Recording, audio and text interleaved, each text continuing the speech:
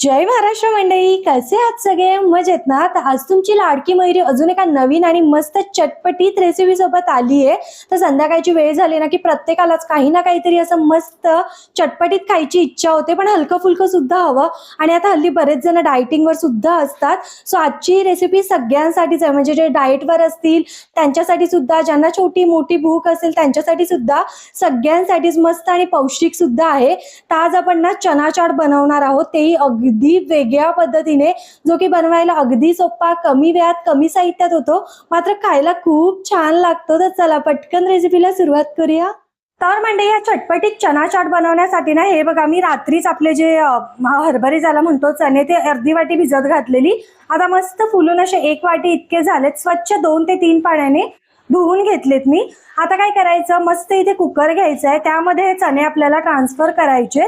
त्याचसोबत थोडंसं चवीपुरतं मीठ टाकायचंय आणि पाणी टाकून ह्याच्या 3 शिट्ट्या काढून घ्यायच्यात कुकरमधून.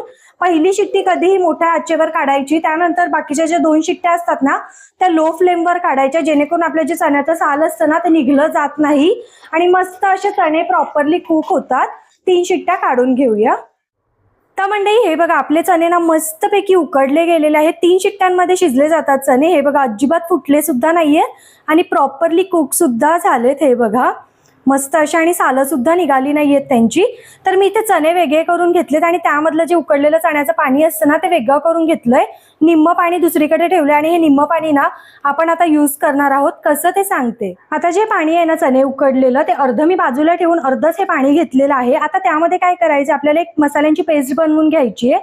त्यासाठी मी इथे बघा 1 मोठा चमचा गरम मसाला, 1 चमचा चाट मसाला, 1 चमचा जिरा पावडर, 1 चमचा धना पावडर आणि 1 मोठा चमचा आपली लाल मिरची पावडर असते ना ती घेतलीये.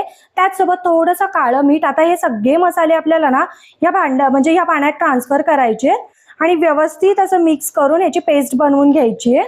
अगदी हा चना चाट ना वेगळ्या पद्धतीने आपण बनवतोय आणि चवीला सुद्धा खूप छान लागतो. हे बघा, असे सगळे मसाले पाण्यात वितळले ना, आता आपण मस्त चटपटीत चाट बनवायला घेऊया. आता एक मस्त असा पसरट पॅन घ्यायचा आणि त्यामध्ये अगदी 1 चमचाभर इतकं तेल आपल्याला ऍड करायचंय. जर तुम्ही डाएटवर असाल तर तुम्ही तुपाचा किंवा कमी तेल टाकलं तरी देखील चालेल. तर आता ह्यामध्ये काय, तेल चांगलं तापू द्यायचं आपल्याला. सगळ्यात आधी तर तेल तापल्यानंतर काय करायचं, इथे ना अगदी अर्धा चमचा इतकं आपल्याला जिरं टाकायचं आहे. जिरं मस्त फुललं की त्यामध्ये ना थोडासा हिंग ऍड करायचा आहे, बिकॉज चण्याने बऱ्याच जणांचं पोट फुगतं. सो हिंग टाकल्यामुळे ना पोटाचे काही त्रास सुद्धा होत नाही. त्याचसोबत इथे मी थोडंसं आलं ना बारीक असं किसून घेतलंय. आता हे सगळं व्यवस्थित ना 10-20 सेकंद तेलावर परतून घ्यायचंय. हे बघा, हे व्यवस्थित तेलावर तळलं गेलं ना की आता काय करायचं, आपण जे चणे उकडून घेतलेले ना ते सगळे ह्याच्यामध्ये टाकायचे आणि व्यवस्थित मिक्स करायचंय. आणि चणे मस्त 1 मिनिटभर परतले ना तेलावर की आपण जो हा मसाला बनवून घेतलेला ना तो सगळ्या ह्याच्यात टाकायचा आहे आणि व्यवस्थित असं मीडियम टू लो फ्लेमवर झाकण ठेवून छानपैकी शिजवून घ्यायचंय 3 ते 4 मिनिटं. आता ना 3 ते 4 मिनिटं हे बघा, आपण जेव्हा मीडियम टू लो फ्लेमवर ठेवतो ना तेव्हा ह्याच्यातलं मस्त असं पाणी आटलं जातं आणि सगळे मसाले आपले मुरले जातात चण्यामध्ये. आता काय करायचं, असंच थोडंसं हाय फ्लेमवर 1 मिनिटभर ठेवायचं, जेणेकरून हे जे एक्सेस वॉटर आहे ना ते सगळं आटून आपले चणे मस्त सुके आणि मसालेदार होतात.